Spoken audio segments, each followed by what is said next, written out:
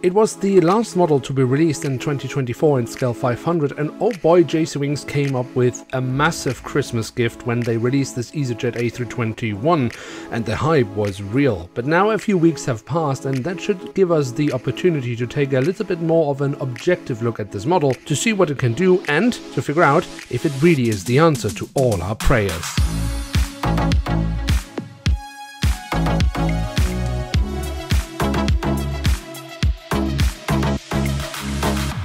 And with that, hello and welcome to a new episode of Review, where we today will take a closer look at an Airbus A321neo of EasyJet. At the front of the box we have a cutout so we can get a glimpse of the aircraft model inside, and underneath that we have the EasyJet branding. The back side of the box then simply has a rendition of the aircraft and again the EasyJet branding. A really fairly simple box design, but what do you need more than that? This is all that we want. The interesting thing here is actually the cardboard that JC Wings uses for this box is actually thinner than what Herpa uses for the box, but yet the box is so much more stable and feels much more high quality. In terms of size, this box containing the A321 is more in line with the size that Herpa uses for their 757 boxes, so it's quite a bit bigger than what we usually get for A320 family aircraft models, but nonetheless this is a really simple but great box design from JC Wings. And here she is, the Airbus A321neo in the standard livery of EasyJet. A sentence I did not think I would ever be able to say with a Scale 500 model, and yet here we are. Now, I would be tempted to say that this is the very first Scale 500 EasyJet model ever to be made, but that wouldn't be true, given that CNC many years ago made a 737 with the EasyJet livery. That model, however, looks really awful, so let me just say that this is the first proper Scale 500 in at least modern times of an EasyJet. Now, there is loads to be said about this aircraft model, but let's first just focus on the features and what the model actually offers collectors. So we start our tour around the aircraft model with a look at the tail section, where we on the vertical stabilizer find the EasyJet branding. On the fuselage, we then find the Austrian flag, the flag of the European Union, and the full registration code of the aircraft. The flags are easily explained because this aircraft belongs to EasyJet Europe. Now, we don't really have loads of detailing here around in the fuselage, but do notice that we do have a bit more detailing in the cabin door, so that's at least something. And towards the very tail of the aircraft, we do of course also have the detailing around the APU exhaust. If we then move to the front of the aircraft, we can see across the fuselage the EasyJet branding. And also again here notice that we do have a bit more detailing in the cabin door than what we normally get from Herpa Wings.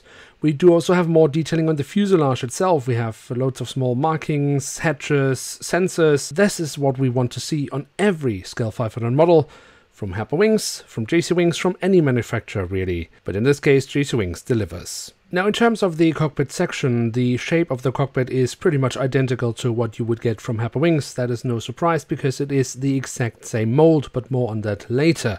But we do have the cockpit windows and the window wipers printed on. That is great. However, in the orange bit just above the cockpit windows, we should have the last two letters of the registration code. That is a detail that JC Wings forgot to add. But what about the engine nacelles? Well, they have been kept in orange, sporting the EasyJet orange color scheme. We have the silver leading edge printed on, we have safety markings printed on. That looks great, and also the physical detailing of these engines is really excellent. Notice also that we don't just have a great look into the engines with the engine fan blades, but also the colored in spinner. On the fuselage, just above the wings, we then find the emergency exits printed on. Also here notice a little bit more detailing than we normally get with Herpa. From the emergency exits, we can move on to the wings themselves and take a closer look at them here from the top side, where we have the different flap slats and spoilers carved out very nicely. We have some different shades of grey for additional detailing, and we have the markings for the emergency exits printed on. That looks really great. The underside of the wings then offers more nice physical detailing, and we have the full registration code of the aircraft once again. Notice also how lovely these orange cones look.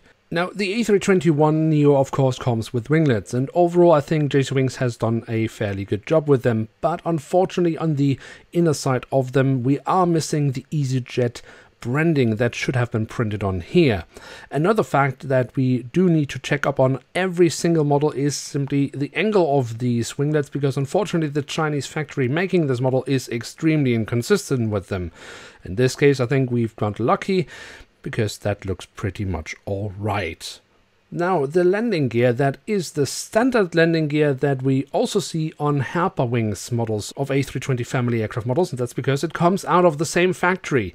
That's a good thing for the main landing gear, which looks fine, but unfortunately we do also, in this case here with this JC Wings model, have this massively oversized front landing gear, and also here we are missing printed details on the front landing gear.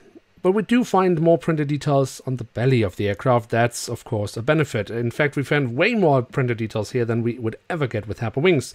Notice, for example, also here the prints around the ram air intakes. That looks really great. But we do also have a hole in the fuselage for a stand that is not included with this aircraft model, which is quite confusing because this hole in the fuselage is in a different size than from, for example, Herpa stands, which means you can't use the Herpa stands, but I don't think there is any stands available on the market for this model, which just makes the whole even more confusing. But if you thought this was all the detailing we get on this aircraft model, think again, because when we look on top of the fuselage, we can actually see here we also have a little bit of a print indicating kind of an antenna or very small set dome. Again, it's small details, but it just adds so much to an aircraft model. And then last but not least, we do also have the doors to the cargo compartments printed on. Also here, a little bit more detailing than we usually get from Herpa-Wings at the back as well as at the front of the aircraft. So there we have it, the Airbus A321neo in the standard livery of easyJet in scale 1 to 500 from JC Wings. And what can we say about this aircraft model? I mean, I have pretty much already alluded to it throughout the review. This aircraft model comes out of the same factory that produces scale 500 models for Herpa-Wings. So we have the exact same A321 mold that Herpa uses. This means we will have the questionable and inconsistent cockpit shape. It also means we have the massively oversized front landing gear, and it also means that, well, the winglets are very inconsistently bent. It also means that we have a certain lack of print quality, as the factory that Herpa-Wings uses, and in this case JC Wings uses, well, tends to cut corners when it comes to the print. On this aircraft model specifically, we have a little bit of an issue in the white print around the cockpit section on one side, and we have some orange smudges across the fuselage. But I can say I got the model multiple times, and this was the only one that had these kind of issues. But the overall finish of the print is just not as sharp as with, for example, other JC Wings models, and it will never be as long as it comes out of the same factory as Herpa-Wings models are made. We do also have the fact that there are some details missing. The two last letters of the registration code that should have been printed on just above the cockpit windows, or the easyJet branding that is missing on the inner side of the winglets. I have also heard from other collectors that they had models where the easyJet branding or cabin windows were printed on slightly off angle. It's not something I have really recognized on the models that I received, but I would not discount that because the factory in China unfortunately is very inconsistent with their quality, so that can definitely be something that you will find on some of these models. So when we take all this into account, we most certainly do not have a perfect model. As much as I would like to say we have it, we really don't. But does it matter? Well, obviously to some degree it does, but there are some things we should consider. I mean, firstly, we finally have an easyJet model in scale 500. That's something collectors have been asking for decades. We can, however, also not discard the truth, and that is the fact that this model is unlicensed. Herpa has been trying to get an easyJet license, at least according to them, for many years, but unsuccessful. So with Herpa being incapable and easyJet perhaps being too stingy with their licenses, well, honestly speaking, as a customer at some point I just don't care. So if JC Wings can give me an unlicensed easyJet model, I'm just as happy. But now let's get back to why the model, despite its many obvious flaws and even missing details of the livery, really works for me.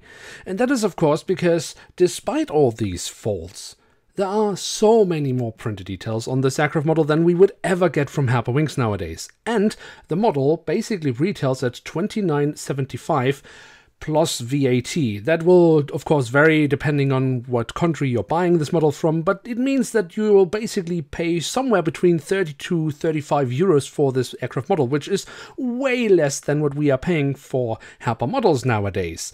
So with a much more reasonable price and way more printed details on this aircraft model, I can forgive many of these otherwise obvious faults or mistakes that we get on these models coming out of this mysterious Chinese factory that Herpa otherwise uses. Apart from that, this is of course basically what I have been saying that JC Wings should be doing for years. Bread and butter models, these kind of models that collectors have been asking for decades and just never got.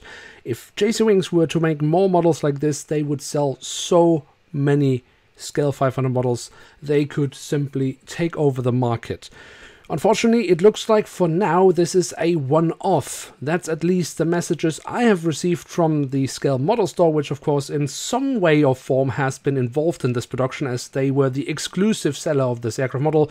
It looks like the stock is now out, so now it gets into the second-hand market, which means prices will unfortunately rise quite dramatically. So if you didn't get your hands on it directly from the Scale Model Store, I feel very sorry for you because you will have to fork out quite a bit more, it looks like. But that is all I had to say about this aircraft model, my attempt of giving a more objective review of this aircraft model now that the hype has calmed down a little bit. But what do you think about this aircraft model? Let me know in the comment section below. If you have enjoyed this video, feel free to leave a like. If you're new around here, why not hit subscribe? And with that, thanks so much for watching. Hope to see you soon again. I'm checking out and bye.